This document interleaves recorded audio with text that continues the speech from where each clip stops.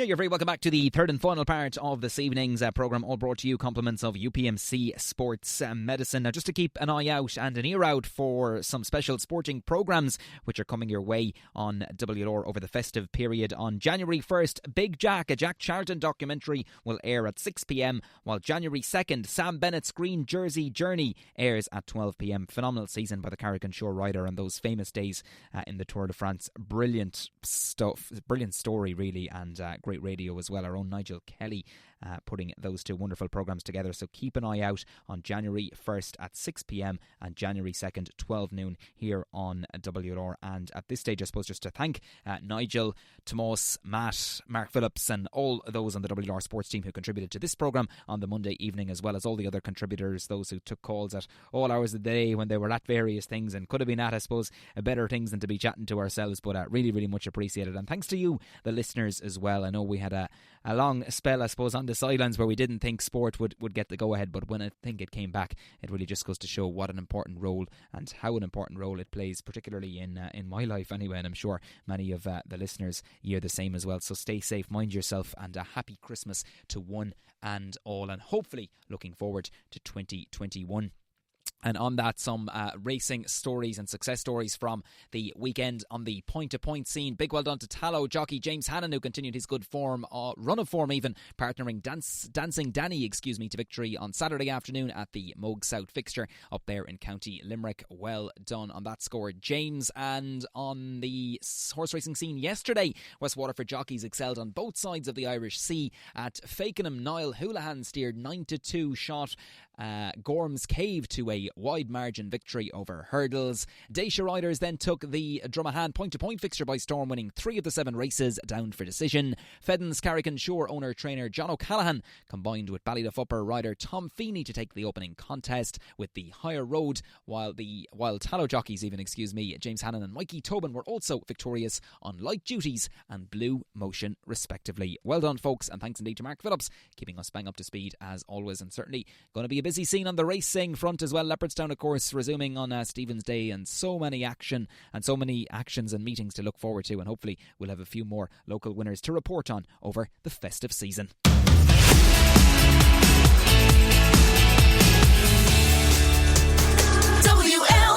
And yes, you are in tune with On the Ball here on WLR, our final programme, hard to believe, of 2020, and delighted to welcome back to the programme now Waterford GA County Board Chairman, that's Sean Michael O Regan, who joins us on the line. Thanks for taking the call. First of all, Sean Michael. No problem, Gavin. How are you? Not too bad now at all. I suppose, Sean, it's hard to believe we're in the 21st of December, just a few days out from Christmas. But I suppose it's been a strange year in one sense. But I suppose the joy in what sport and what GA in particular has brought to people over the last couple of weeks, it has given everyone, I suppose, a real lift. And I suppose at this stage, everyone's just looking forward now to 2021, and hopefully it can be better on all fronts, I suppose.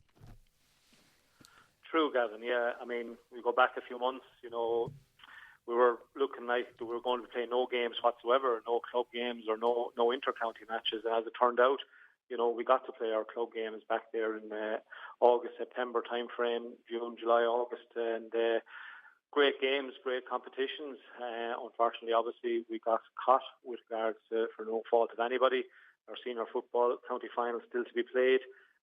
But then we went from there into the inter-county scene, and my God, didn't that really look after everybody, and past a lot of hours that we were in the doom and gloom and trying to when will we get to see games. Unfortunately, people weren't able to go to the games, but to be able to see the coverage on television and obviously reading about it in WLR yourselves, you know what I mean. So yeah, it was brilliant the last couple of months, and a fabulous run into Christmas time frame. But it's hard to believe that it is a Christmas we are now, and we're still matches in the All Ireland football final only played yesterday, so it's unbelievable changing times for sure.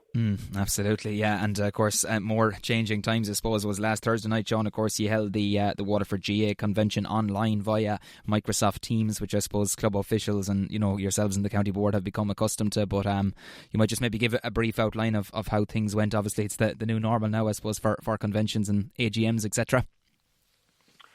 Yeah, it was the new norm. The Eastern Convention and the Western Convention was on the night before, and fair dues to all the officers and clubs on both boards there. That ran off pretty well, and I think our own county convention went well as well. But like you said, Gavin, strange times, and people had to come accustomed to Microsoft Teams, and all of a sudden now we're all expert on Microsoft Teams and carrying out meetings. But that said, it's not ideal, to be honest with you, So we had one delegate from each of the clubs there Thursday night. I think we covered off on all aspects of what, we did the right thing by the convention, or the convention, I should say, yes. But it wasn't ideal, You have people sitting at home in their sitting rooms or whatever, logging on to go to a convention, which we've been used to, having maybe 200 plus people on the floor in Lawler's Hotel.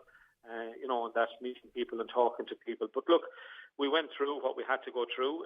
I suppose we had election of officers. We also, covered all financial matters, covered club championships and county championships, and, we had a discussion on the strategic plan.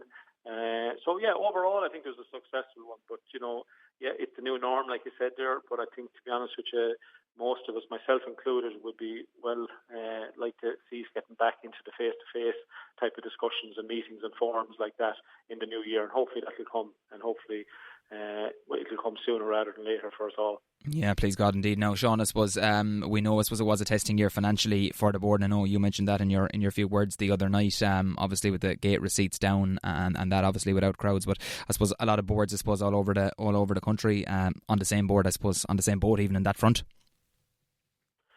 Yeah, again, Gavin, no, we're not much different to the other counties. Obviously, look, we got hit. Revenue streams just dried up, as simple as that. When there's no matches and there's no gates, and then we were allowed to have matches, but equally so the gates were no spectators. So, that's the part that hurt us bad. You know what I mean? I think without listing off all the numbers again, it was a substantial figure. And also then, you had the Munster Championship matches and the National League games. And, so between all of it, it hurt us badly. But look, thankfully, it's the end of the year now. We can kind of dust ourselves down and go again, really, I suppose. And we don't have much time. We have to go again sooner rather than later. It's on us again already. But again, I'd just like to sincerely thank everybody that has supported Waterford J in 2020, an extremely difficult 2020. And that goes from supporters, club officers, to anybody in any way, shape or form, sponsors, everybody that has done so much for keeping us going in Waterford GA circles in 2020. So well done to everybody. Absolutely, yeah. And Owen Morrissey coming on board there as coaching officer, Sean defeating Conor Mulhall of Ballymena there as well. So good to have Owen on board there as well as a coaching officer, and we wish him well in the role. Wish him well in the role, yeah. Again, there was an election, and like most elections, and there can only be one winner, and this time around it's Owen. So I'd like to wish Owen well, welcome him on board. A lot of work to be done in the coaching and games arena, and that's something that we need to, we will be looking at and talking to Owen on, and I've no doubt that Owen is up for the challenge, and he'll be very, very supportive in all things we're trying to do, and we'll try and make changes there for the better, as will all the other officers, and that's we're looking forward to that in the new year.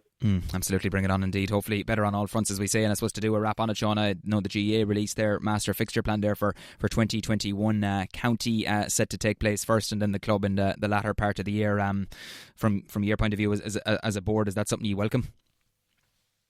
Yeah, I think the lads, we've had a brief discussion on it, Gavin. We know it's coming there, and I think there's only the weekend just gone by nationally, the management committee, and I think it's only in the last hour. I think the actual proposals have come out on email, so I haven't really got to sit down and to look at them, to be honest with you. But from talking to some of our own fellow board officers, it seems to be the way it's going to go over the next year in 2020. So what we will have to do, obviously, there's league draws have to be made and championship draws, and everything has to be made yet. And we have to look at a couple of other things. But we will be sitting down as our own CCC will and looking at all things with regards to this new draft 2021 season plan. So I haven't really looked at it in greater detail because, like I said, it's only after coming out. But yeah, it looks like that the county is coming first, with the clubs then starting later on in the year, end of July time frame for the remainder of the year. So it looks like the split season that so many people have been talking about for a good few years, COVID might have delivered. It might have delivered the speeding up of that split season, Absolutely. I'm sure that's a debate for another programme, and maybe hopefully chat about it more in the new year. But Sean Michael, I suppose just on behalf of us here in WLR as well, just thanks for everything as well throughout the year. I know it's been a challenge, but the performances of the hurlers and the games at club and county level, they really do so much for the people, and thanks to yourself and all the board officers for all the cooperation throughout the year. And sure, look, enjoy the Christmas, I suppose, as best you can. Yeah, we will, Gavin. Yeah, again, equally so, I'd like to just wish you and all yours happy Christmas and WLR as well. And again, to the wider audience there, wish everybody a safe Christmas. Obviously, still in troublesome times there with regards to the COVID, but for now, it's just to wish everybody, thank everybody for a fabulous 2020 in Waterford GA circles. Look forward to 2021 and everybody to have a really nice, well-deserved Christmas with their families and friends.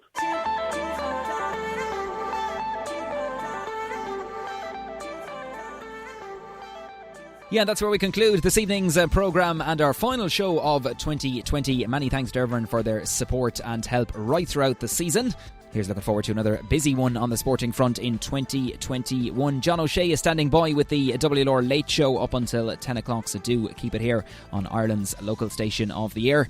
For myself, Gavin Whelan, thanks for the company, not just this evening, but right throughout the season. Have a good Christmas, stay safe, mind yourself, and we'll chat to you again, all going well, God willing, on January 4th. Take care, Slán.